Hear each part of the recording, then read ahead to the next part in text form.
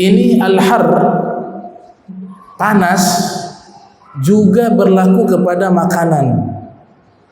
Jadi hukumnya dilarang. Nabi pernah menyatakan dalam hadis perintah untuk tidak memakan makanan yang panas. Ada orang golojo pisang masih panas-panas nih masuk dalam mulut. Itu sunnah Nabi untuk menunggu makanan jangan terlalu panas. Dalam hadis riwayat Imam Ad-Dailami di dalam Musnad Firdaus, Nabi bersabda, "Abridu bit-ta'am fa innal har la barakata fih." Dinginkanlah makanan yang akan kalian makan, karena panas tidak ada keberkahan di dalamnya, kata Rasulullah SAW. Tapi jangan cara mendinginkan ditiup. Itu ada larangan dari Nabi. Di dalam Fathul Bari yang dikeluarkan oleh Al-Hafiz Ibnu Hajar Al-Asqalani yang lahir tahun 773 Hijriah. Di situ Nabi katakan, "Wala tatanaffas fil ina." Jangan kalian meniup-meniup, bahkan bernafas di wadah kalian, di gelas kalian, di piring yang ada makanan. Bernafas saja dilarang, apalagi meniup. Dalam riwayat yang lain redaksinya bentuk plural. Wala tatanaffasu fi ina'i ahadikum. Jangan kalian bernafas di wadah seorang di antara kalian. Sudah terbukti secara iptek, ilmu pengetahuan, secara ilmiah sudah terbukti. Ini oksigen jika dia terkena panas jadi racun.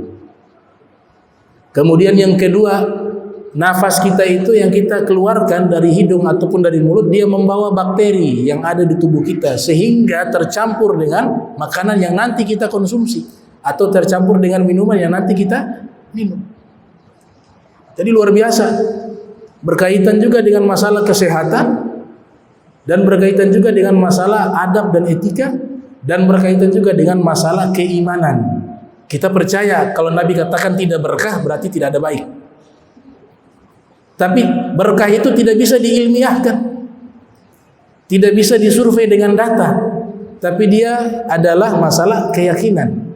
Berkah artinya thubutul khair ilahi fi syai', menetap kebaikan pada sesuatu yang Allah berikan pada sesuatu tersebut, itu namanya berkah. Kalau dalam kitab Lisanul Arab karya Ibnu Manzur disebut ziyadatul khair, makin tambah kebaikan disebut adalah berkah. Ada satu amalan, ini amalan sederhana tapi fadilahnya besar. Amalan membaca doa ketika minum. Itu diajarkan oleh guru-guru kami dan juga salah satu ulama besar di Mesir, ahli tafsir Al-Quran, bernama Syekh Mutawali Asy-Sya'rawi. Beliau mengajarkan kalau kita meminum air, kita baca bismillah seteguk, lepas alhamdulillah, baca lagi bismillah, lepas alhamdulillah, minum lagi bismillahirrahmanirrahim, lengkapkan lebih bagus bismillahirrahmanirrahim. Kemudian kita lepas lagi dari mulut, kita membaca alhamdulillah. Itu sederhana sekali dan mudah, apalagi dia berusaha membuat jumlah minum itu dengan hitungan ganjil, dapat double lagi niat ittiba Nabi. Nabi dan Allah menyukai yang ganjil-ganjil. Innallaha yuhibbu witra. Sesungguhnya Allah mencintai hitungan ganjil.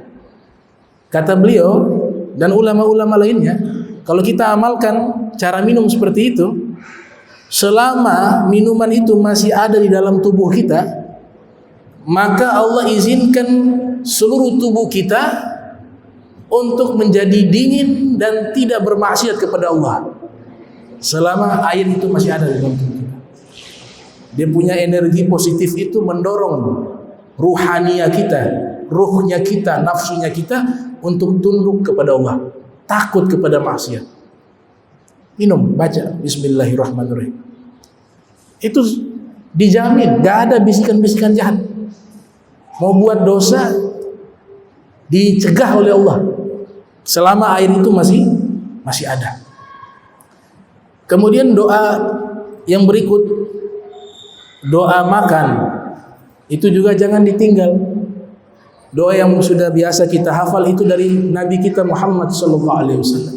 Rabbana atina, Rabbana barik lana, Allahumma barik lana, Allahumma barik lana fima razaqtana wa qina adzabannar. Bismillah. Kalau dalam hadis redaksinya seperti itu. Allahumma barik lana fima razaqtana wa qina adzabannar. Bismillah.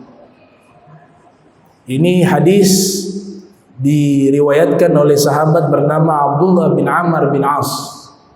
Imam Nawawi memasukkan dalam kitab Al-Azkar An-Nawawiyah di bab namanya bab Azkar al-akli wa syurbi, bab tentang zikir-zikir makan dan minum, bab ma yaqul idza quddima ilaihi ta'amu, bab tentang doa yang dibaca jika dihidangkan makanan di hadapannya.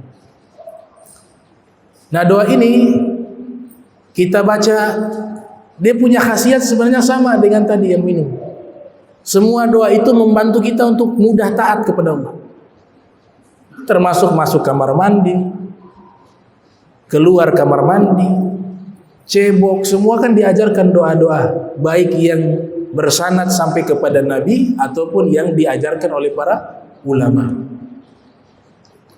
Jadi dibaca itu doa-doa yang sudah diajarkan oleh Nabi kita Muhammad sallallahu alaihi wasallam. Nah, selesai makan di dalam Sunan Abi Daud yang lahir tahun 202 Hijriah, wafat 275 Hijriah, kita baca doa sesudah makan. Nabi sallallahu alaihi wasallam bersabda, "Man akala ta'ama faqal," siapa yang sudah selesai makan kemudian dia membaca doa, nah, alhamdulillahilladzi at'amani hadza ta'ama wa razaqanihi min ghairi haulin minni wala quwwah, ghufira lahu ma taqaddama min dzambi. Dosa-dosanya yang lalu akan diampuni oleh Allah. Jadi bisa bayangkan hanya masalah baca doa sesudah makan itu penghapusan dosa kita yang lalu. Memang hadis ini hadis yang lemah. Sebagian muhadditsun mengatakan sanaduhu dhaif, tapi untuk mengamalkan dan isi doanya bagus, tidak ada masalah. Loh, isinya bagus doa. Segala puji bagi Allah yang telah memberikan saya makanan. Memang Allah yang berikan makanan secara hakiki, tanpa kita berupaya dan tanpa dengan kekuatan kita. Itu bentuk perendahan diri kepada Allah. Kita harus merasa kita tidak memiliki apa-apa. Semua miliknya Allah. Hakikatnya seperti itu. Kita baca doa tersebut selesai makan, dosa kita yang lalu diampuni oleh Allah Subhanahu wa taala. Dan ini pernah diamalkan oleh seorang habaib namanya Al-Habib Idrus Al-Habsyi. Kalau beliau mengamalkan doa ini unik. Setiap selesai majlis ta'lim, beliau baca doa tersebut. Alhamdulillahilladzi at'amani hadza ta'am wa razaqanihi min ghairi haulin minni wala quwwah. Yang mendengar nih heran. Nah, ini habis majlis ta'lim baca doa sesudah makan.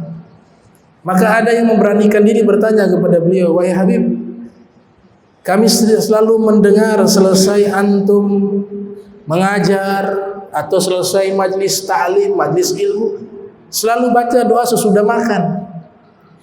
Padahal doa kafaratul majlis itu ada selepas majlis, tapi yang dibaca doa sesudah makan." Kata beliau apa? Al-Habib Idrus Al-Habsyi, "Saya baca doa sesudah makan karena ketika kita belajar ilmu agama, kita mendengar nasihat, itu juga makanan. Tapi dia makanan ruhani. Makanya saya baca doa juga sesudah makan." Kita punya makanan tuh ada dua, ada yang secara fisik, kita makan, kita minum, itu makanan zahir secara fisik. Tapi makanan rohani adalah mendengarkan nasihat, mendengarkan ilmu agama, mendengarkan ayat Al-Quran, membacakan hadis-hadis Nabi, membacakan kitab-kitab ilmu. Itu juga makanan, tapi bentuk rohani. Makanya ada seorang sufi menulis kitab berjudul Qutul Qulub, karya Abu Thalib Al-Makki. yang judulnya apa? Makanan pokok hati. Kata Abu Fatih Al-Musili di dalam Syarah Ihya Ulumuddin, beliau mengatakan alaisal maridu idza muni'a anhu at-ta'am wasyarab wad-dawa thalathata ayyam yamut. Wahai murid-muridku, wahai para pengunjung, bukankah orang yang sakit kritis tidak diberi makan, tidak diberi minum, tidak diberi obat, paling tidak 3 hari maka dia bisa mati? Benar tidak? Kata beliau. Qalu na'am, benar. Wa kadzalikal qalbu idza muni'a minhu al-ilmu wal wa'dhu wan nasihah wal hikmah yamut. Demikian hati. Maknanya apa? Rohani. Ini rohani tidak dikasih makan 3 hari mati. Jadi makanan rohani ada, makanan ruh itu ada, makanan jiwa itu ada. Makanan jiwa adalah cahaya, yaitu Al-Quran dan sabda Nabi Muhammad sallallahu alaihi wasallam. Kemudian aqwal ulama yang bersambung sanadnya kepada Nabi kita Muhammad sallallahu alaihi wasallam. Nah, terakhir saya katakan,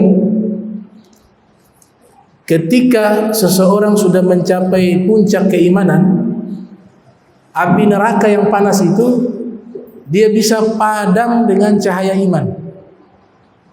Ini hadis riwayat Tabrani. Jembatan Sirat dilewati oleh orang beriman, di bawah itu api neraka. Api neraka mengatakan, juzya mu'min falaqad atfa'a nuruka lahabi. Wahai orang beriman, cepat lewat, karena cahayamu bisa memadamkan kobaran apiku. Itu neraka. Itu masih kelasnya mukmin. Bagaimana anbiya wal mursalun?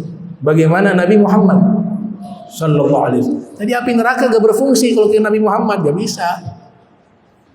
Kepada aulia dan sholihin gak bisa.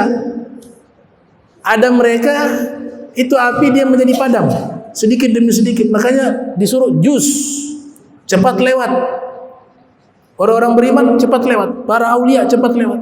Falaqad atfa'a nuruka lahabi, karena cahaya imanmu memadamkan kobaran apiku, kata neraka.